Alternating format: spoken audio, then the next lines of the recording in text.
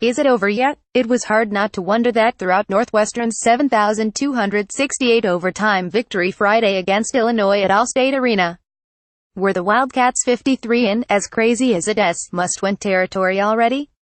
With expectations of returning to the NCAA tournament after their first-ever appearance last season, was a reality check in order. They came into the team's Big Ten opener with losses already to Creighton, Texas Tech and Georgia Tech. How damaging would a fourth one to the Illini 62 have been?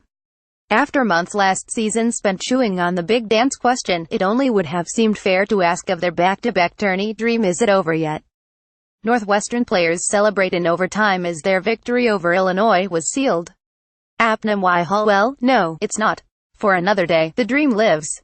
We viewed this game as a must-win, we really did, new coach Chris Collins said. We have not been at our best. It's no secret. Related stories. Big Ten preview. Illinois, Northwestern meet Friday. See 114 rankings. Fitzgerald on Northwestern. Our brand is as strong as I've ever seen. And speaking of March, wasn't it something to find Illinois in Rosemont?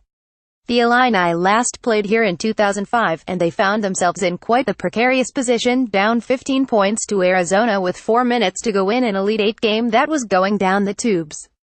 But then it didn't. Illinois staged a miraculous comeback. Scissors came out, and nets were cut. It was a moment of glory for a program that hasn't seen many of those since.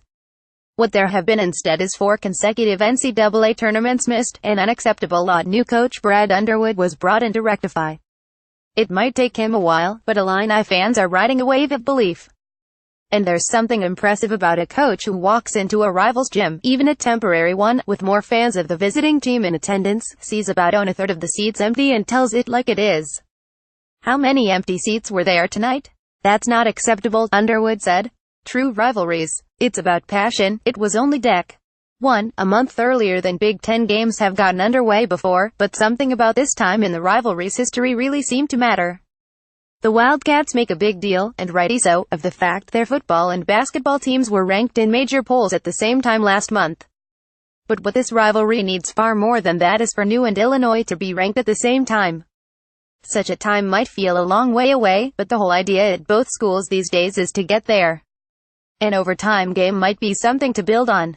The Wildcats' Derek Pardon made the big block and teammate Isaiah Brown made the 2 free throws that sealed the victory, but there were players on both sides who rose to the moment.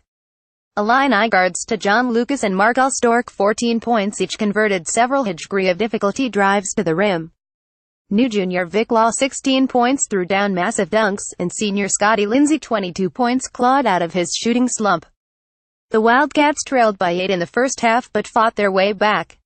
Illinois kept charging throughout the second half.